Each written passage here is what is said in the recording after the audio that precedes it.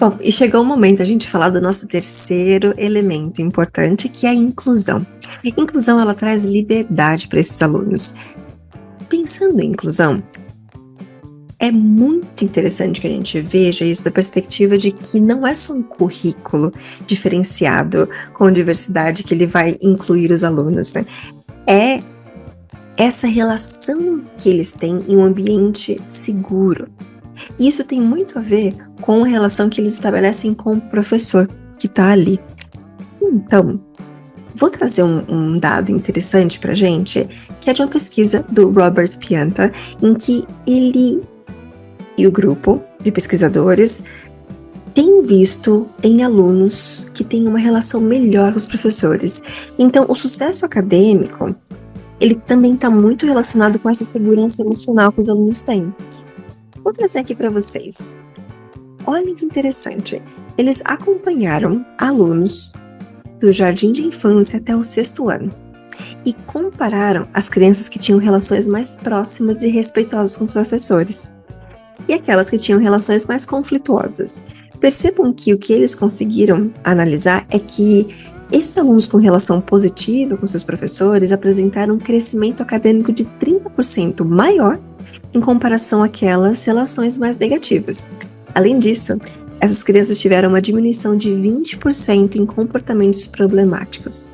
Então, o que eles puderam concluir é que as relações respeitosas, que tinham um suporte melhor ali entre professores e alunos, estão realmente associadas a essa melhoria desse sucesso acadêmico. Então, não pensem que inclusão é só você mudar um espaço para que ele tenha uma acessibilidade maior. É importante que a gente destaque aqui que o estabelecimento de regras claras contra a discriminação, promoção de empatia e respeito ajudam a aumentar essa relação de confiança entre o professor e o grupo. Uma outra dica que eu dou para vocês melhorarem essa inclusão na sala de aula é usar tecnologia assistiva, adaptar esses materiais para os alunos, fornecer esse suporte adicional. Como que você pode entender aqueles alunos que preferem ouvir e ler ao mesmo tempo as instruções, ou se você está trabalhando com um vídeo, como que você pode colocar uma legenda ali para que fique mais fácil para o seu grupo entender. Uma outra coisa, esses softwares de leitura de tela, eles ajudam muito, não só para alunos com baixa visão ou com perda de visão total, mas também para que os alunos tenham um interesse desperto ali para outras maneiras de consumir o conteúdo. Então, por que não trazer para eles, ao invés de um livro impresso, um audiobook? Pode ser interessante. Um outro ponto aqui é estimular esse aprendizado em pares, para que além do seu relacionamento com os alunos, você trate do relacionamento entre eles. Colocando o aprendizado em pares, você consegue ter mais tempo de monitorar os alunos e entender como eles estão fazendo essas trocas de turno, trabalhar um pouco, de uma resiliência, de esperar o outro falar para eu poder falar também, e garantir que todos tenham voz. Quando você dá papéis para eles dentro ali no grupo, é mais interessante porque eles se engajam mais, eles têm uma função ali dentro do grupo. Um quarto ponto, e isso pode ter uma barreira ali, dependendo da escola com que você trabalha, a escola em que você trabalha, ou o currículo que você usa, porque aqui a gente tem que pensar que essas avaliações elas têm que ser o mais justas possível. Porém, a gente sabe que tem barreiras em relação ao conteúdo que tem que ser cumprido. Então, é importante você entender qual que é a sua relação com um coordenador, secretaria, propor ajustes. Por quê? Os alunos têm que demonstrar esse conhecimento que eles aprenderam de diversas formas. E para isso, a gente sabe que ter uma noção de acessibilidade e inclusão bem distintas vai ser fundamental.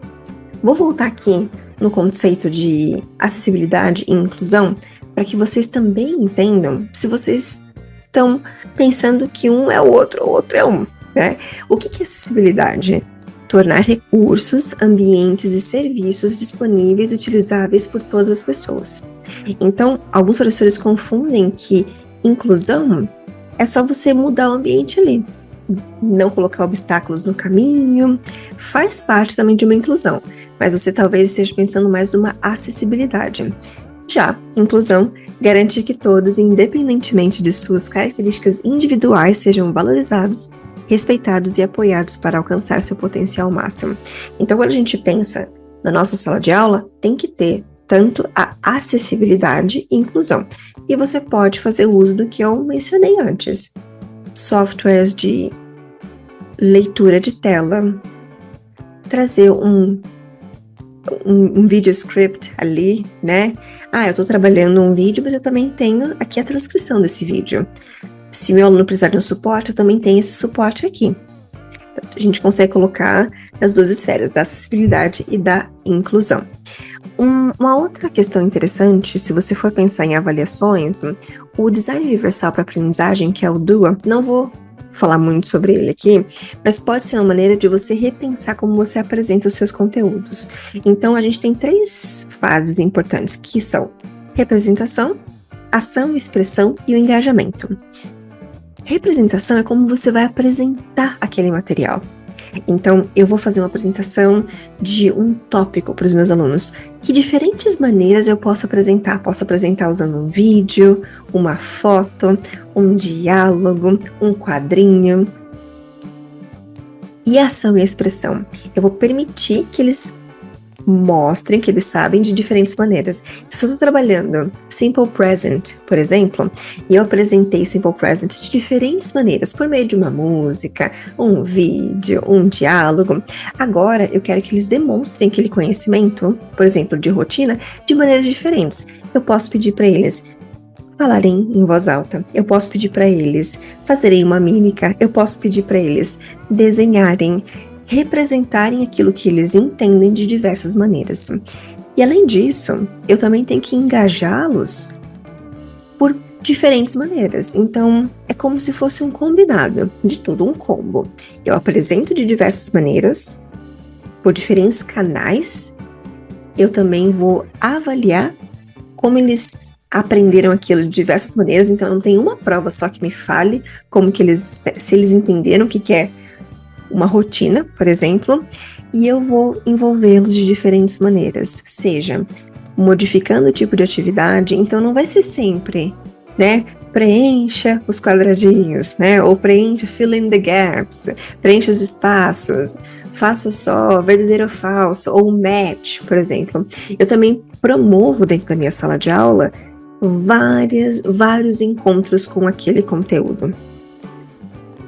Claro que é muita coisa para a gente pensar hoje, então eu poderia ficar falando aqui para vocês horas e horas sobre Equity, Diversity and Inclusion, mas de uma maneira mais prática, eu trouxe aqui algumas ferramentas que podem ajudar vocês, então já prepara para tirar o print. Essas ferramentas elas vão ajudar tanto na parte de incluir coisas como, por exemplo, incluir legendas, incluir uma transcrição, pegar uma transcrição do YouTube, pegar um vídeo do YouTube, mas também eu queria que vocês pensassem nessas ferramentas como um ponto de melhoria na minha preparação de aula. Não só para Equity, Diversity and Inclusion, mas montar a minha caixa de ferramentas ali como professor, seja professor presencial, online, para crianças, para adultos. Então, cada um desses bullet points traz para vocês algo que pode ser utilizado para melhorar um dos elementos que a gente viu hoje. Espero que vocês tenham gostado da nossa sessão. E antes da gente encerrar, eu queria mostrar para vocês outras fontes também que eu acho interessante, como esse livro, que é Educação Inclusiva na Prática. Um outro material que é bem interessante de leitura é Materiais Didáticos Acessíveis de Língua Inglesa para Alunos com Deficiência Visual. Ele traz insights interessantes de como essas professoras adaptaram é como se fosse um dominó para alunos com baixa visão. Então, muito interessante a leitura delas, de como adaptar e o produto final. E a coleção da Nova Escola pode ser interessante se você trabalha tanto com alunos em escolas regulares Se você é um professor particular, você também pode olhar esse livro e pensar como que ele trabalha os tópicos de maneira diversa. É um material excelente. Você pode acessar o site da Nova Escola e você também pode acessar por estado, porque eles têm a coleção dividida por estados, então pode ter referências regionais. E queria encerrar o nosso dia com uma frase que eu gosto bastante, que é do Rubem Alves. Ensinar é um exercício de imortalidade. De alguma forma, continuamos a viver naqueles cujos olhos aprenderam a ver o mundo pela magia da nossa palavra. E aí, pessoal? Como será que vocês querem continuar vivendo no imaginário ou na vida daqueles que ensinaram? Muito obrigada. Thank you so much. And é assim que você consegue me achar. Vou deixar meu contato aqui. Chegou a hora de perguntar what are your takeaways? O que vocês estão levando? Vamos abrir para perguntas?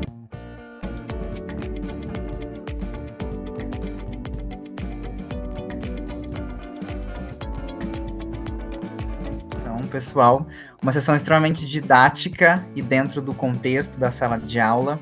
Muito obrigado a todos que acompanharam a gente até aqui. Muito obrigado especialmente a Tamires, que está aqui com a gente. Tamires, bem-vinda. Olá, tudo bem? Tudo bem, e você? Tudo certo, obrigada. Estou muito contente de estar aqui com vocês para mais uma IoT Week.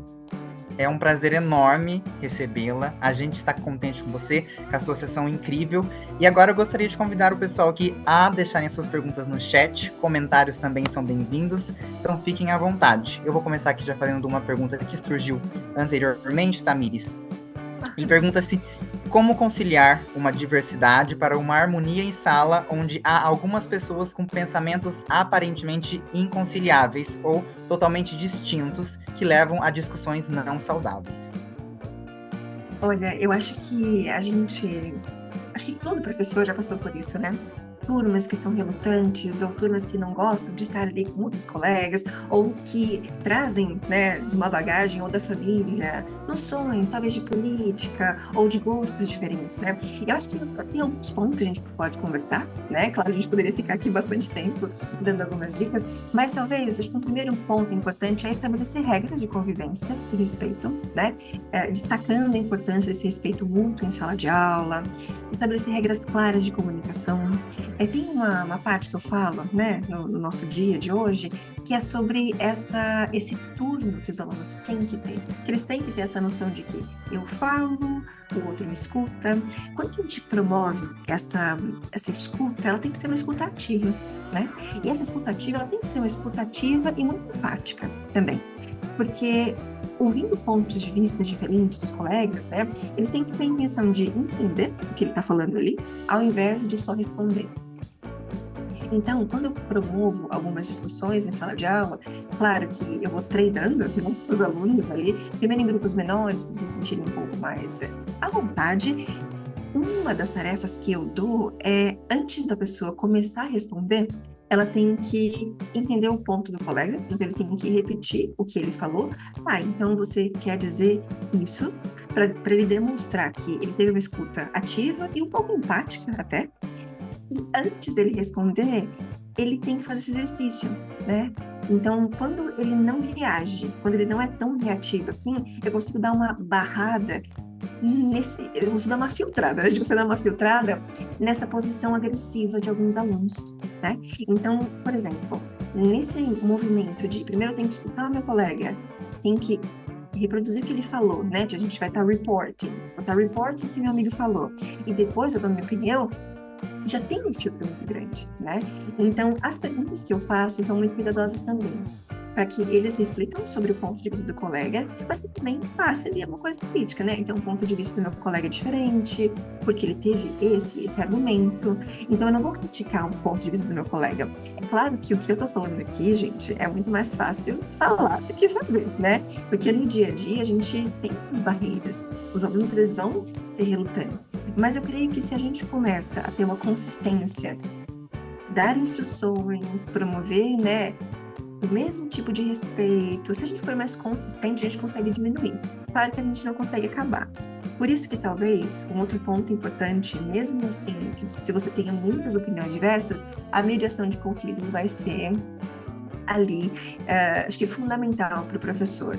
Então, trabalhar o seu lado de vou antecipar o que pode acontecer de errado e também dar soluções, porque, se o aluno não gostou, se eles brigarem, o que eu posso fazer, vai ser bastante importante. Então, acho que ao invés também da gente já começar a colocar, né, regras ou soluções, acho que talvez uma das primeiras coisas que eu faça seja conhecer o perfil dos alunos também, né?